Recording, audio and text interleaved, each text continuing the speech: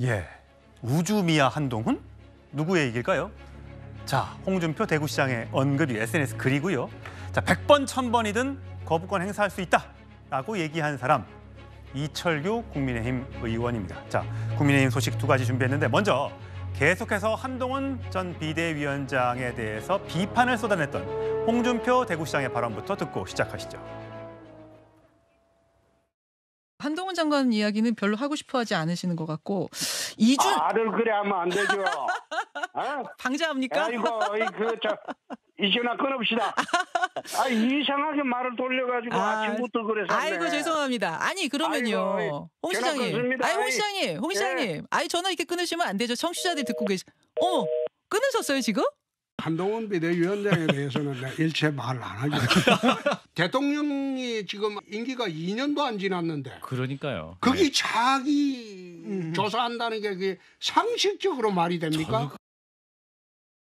예, 오늘 SNS 글은 이런 글이 올라왔습니다. 정혁진 변호사님. 네네. 항성과 행성의 차이도 모르고 설치면 큰 낭패를 당한다. 행성이 자기 주제를 모르고 항성으로부터 이탈하면 우주미아가 될 뿐이다. 자, 누가 우주미아가 됐다라고 얘기는 하지 않았습니다만 미루어 짐작컨대 한동훈 전 비대위원장이 아니겠느냐, 이런 해석을 낳고 있습니다. 네네.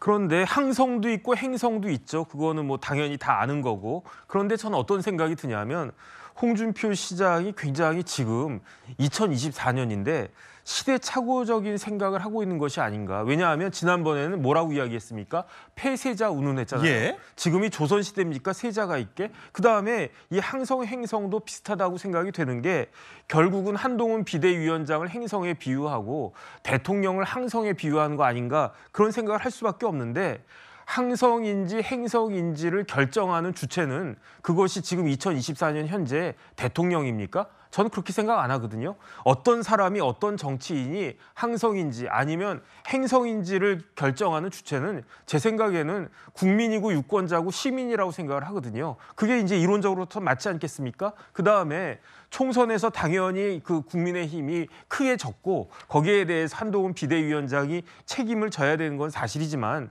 총선 과정에서 드러난 민심을 봤을 때 과연 홍준표 시장의 말처럼 한동훈 비대위원장을 단순히 행성으로 치부하는 게 그게 맞는 말인가? 저는 그것도 굉장히 의문이기 때문에 뭐 굳이 저런 이야기 하지 마시고 항성인지 행성인지 여부는 한동훈 비대위원장이 스스로 입증해라, 그걸 지켜보겠다, 이 정도로 이야기하면 끝날 문제가 아닌가 싶습니다. 예, 사실 또 한동훈 전 비대위원장의 또 지지층 사이에서는 홍준표 대구시장을 향해서 비판의 목소리도 나옵니다. 오히려 가만히 있는 한동훈 전 비대위원장을 계속 돌면서, 그러니까 오히려 항성이 한동훈 전 비대위원장이고 행성이 홍준표 대구시장 아니냐, 가만히 있는 사람 자꾸만 이렇게 빙빙 돌면서 계속 공격하느냐라는 예양을 하고 있고요. 평상 반사체로 살았으니 태양의 마음을 홍준표 대구시장이 알겠느냐, 뭐 이런 또 비판이 나오고 있습니다. 굉장히 국민의힘 내부에서 저 발언이 굉장히 시끌벅적하게 돌아가고 있는데, 한동훈 전 비대위원장은 SNS에 얼마 전에 글을 남겼었죠. 아주 오랜만에요. SNS 글을 잘 안 쓰는 사람인데, 정치인이 배신하지 않아야 할 대상은 국민뿐.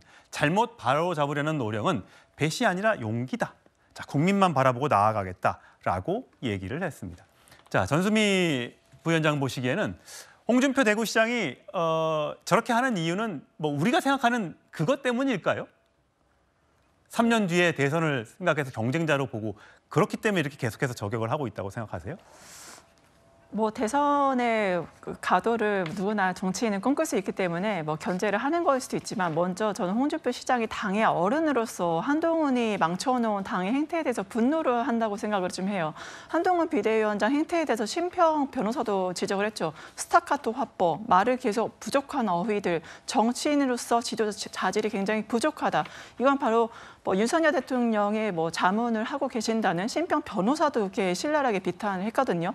그리고 한동훈 비대위원장, 전 비대위원장 별명이 또 하나 있습니다. 바로 동훈서답이에요. 그러니까 뭔가 정책적인 걸 물어보면요, 뭐 완전 다른 이야기를 하는 동훈서답이란 신조어까지 생길 정도로 도대체 저 사람은 정책에 대한 생각이 있는 거냐.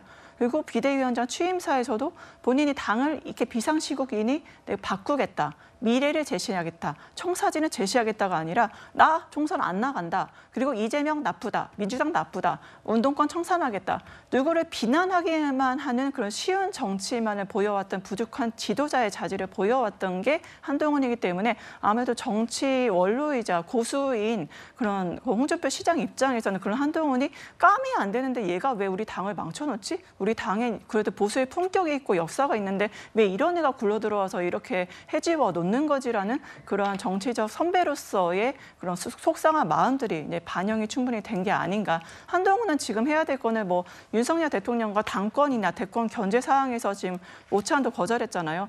아무래도 다음 행보들을 준비를 하는 것 같은데 자신에 대한 이제 수사학부터 시작해서 그런 자질부터 좀 갖출 필요가 있다고 봅니다. 예, 한동훈 전 비대위원장의 비판 누구나 할 수 있을 겁니다. 하지만 이렇게 폐쇄자라든지 배신자라든지 이런 자극적인 단어를 써야 하는지 여기에 대해서는 국민의힘 내부에서도 비판의 목소리도 있다는 점 전해드리면서 자, 과연 그러면 한동훈 전 비대위원장의 다음 행보는 무엇일지 여러 사람들이 이런 해석을 하고 있습니다. 들어보시죠.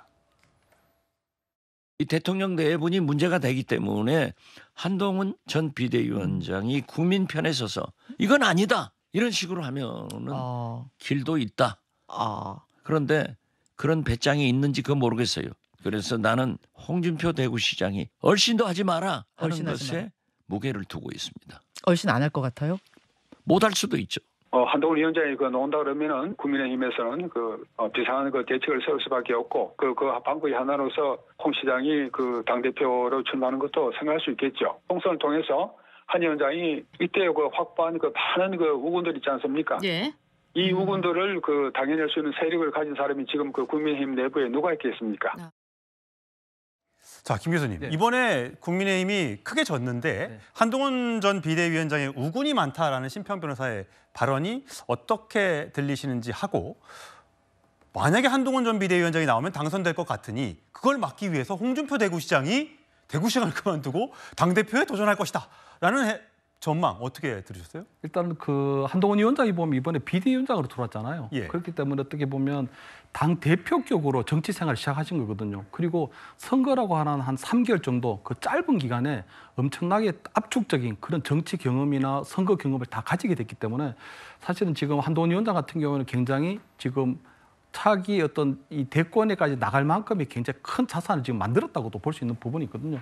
그렇기 때문에 아마 지금 한동훈 위원장 같은 경우에는 지금 차기 전당대에 나올 수밖에 없는 부분이 어쨌든 당내에도 보면 이건 총선 패배의 책임을 두고 어쨌든 비윤이 돼야 된다. 또는 영남당에서 탈피해야 된다는 그런 굉장히 강력한 요구들이 있거든요. 그렇기 때문에 아마 한동훈 위원장이 아마 그런 부분에 대해서 굉장히 고민을 하고 있을 것 같고 특히 홍준표 시장이 저는 한동훈 위원장을 소환하고 있다는 느낌이 드는 게 자꾸 당으로 끌어들이는 느낌이 드는 게 얼씬거리지 마라고 하면 더욱더 얼씬거리고 싶어지게 되거든요. 예. 그리고 또 이 홍준표 시장 계속 직격할 때마다 어떤 한동훈 위원장에 대한 동정론이 계속적으로 당에 생기고 있습니다. 동정론도 생기고 또 국회 앞에 늘 길게 늘어선 화환처럼 어떤 강한 팬덤층도 생기고 있기 때문에 아마 한동훈 위원장은 좀 이번 차기 전당대 출마 가능성이 좀 커 보이고 심평 변호사는 보니까 요새 계속 예측이 좀 많이 틀려요.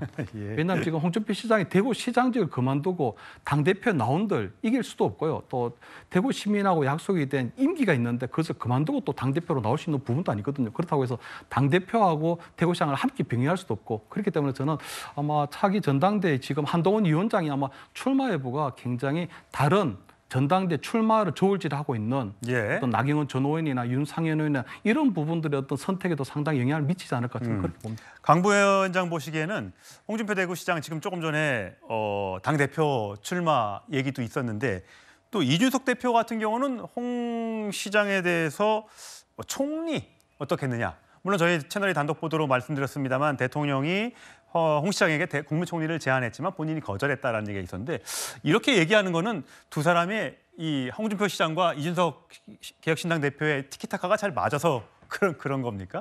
아마도 이준석 대표하고 홍준표 시장하고 개인적인 관계도 있지만 서로 간의 이해관계가 조금 맞아떨어진 것 같습니다. 어떤 점이세요? 그러니까 이준석 대표로서는 국민의힘에서 제대로 된 어떤 인물들이 커나가는 것이 사실 못마땅할 겁니다. 왜? 본인이 나중에 대권에 도전을 했을 때 보수 통일을 이루어야 되기 때문에 그런 구도를 옆에 둔 것이 아닌가라고 보고요.